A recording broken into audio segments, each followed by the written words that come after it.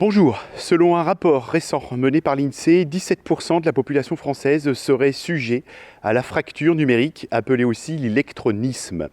Alors que de plus en plus de démarches administratives ne se font plus qu'en ligne, un nombre important de Français seraient soit exclus, soit en difficulté pour tout ce qui est usage numérique.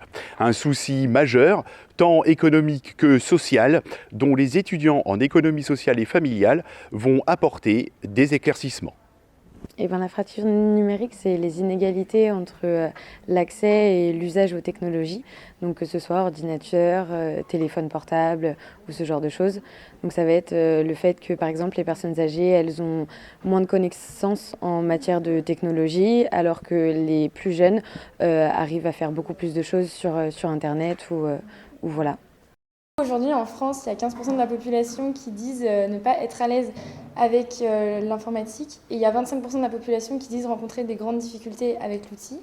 L'électronisme, il touche aussi bien les femmes que les hommes, donc c'est assez paritaire, et il touche surtout les personnes âgées, parce qu'il y a un tiers des personnes de plus de 60 ans qui n'utilisent jamais Internet, soit 4 millions de personnes.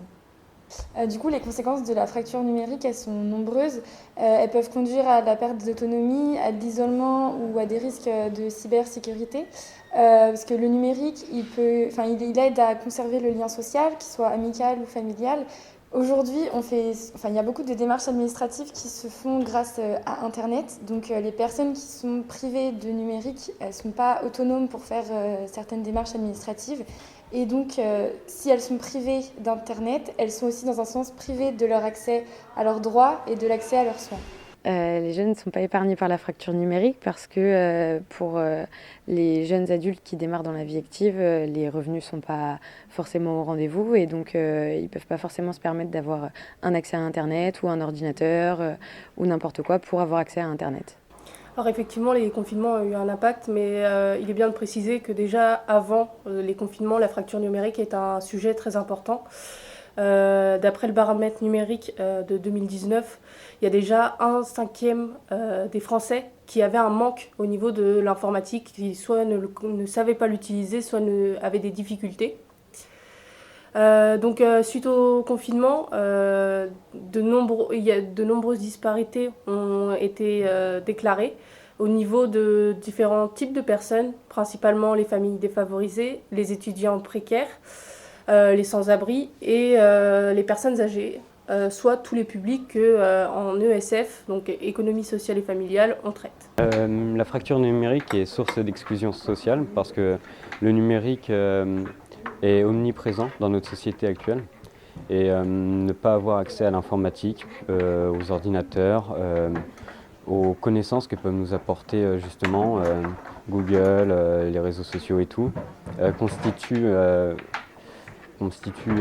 des difficultés pour les prérequis que peuvent avoir les jeunes pour s'instruire, pour avoir accès aux documents aussi pour les cours notamment, mais ça va aussi constituer une isolation pour les personnes âgées notamment qui n'auront pas forcément grandi avec cette nouvelle technologie, qui s'en retrouveront du coup privées et qui derrière seront davantage isolées.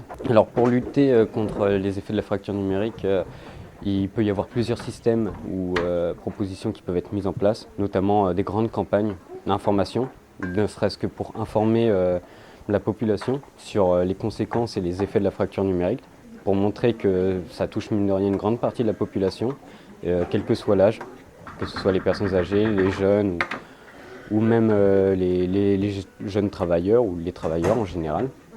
Donc des campagnes pour justement sensibiliser là-dessus. Il peut y avoir aussi des sites qui peuvent être mis à disposition avec des personnes bénévoles qui proposeraient leurs services, leur aide, donner de leur temps un petit peu pour expliquer une sorte de foire aux questions un petit peu pour les gens qui seraient un peu perdus, qui souhaiteraient en apprendre davantage. Sinon, il y aura la possibilité aussi de mettre en place des cours informatiques accessibles, sans forcément moyennant rétribution, toujours sur la base un petit peu du bénévolat. Le gouvernement français souhaite dématérialiser à 100% les démarches administratives d'ici à l'année prochaine. Si les différents confinements ont imposé, malgré eux, l'usage du numérique au quotidien, ils ont également fait apparaître de nouvelles inégalités.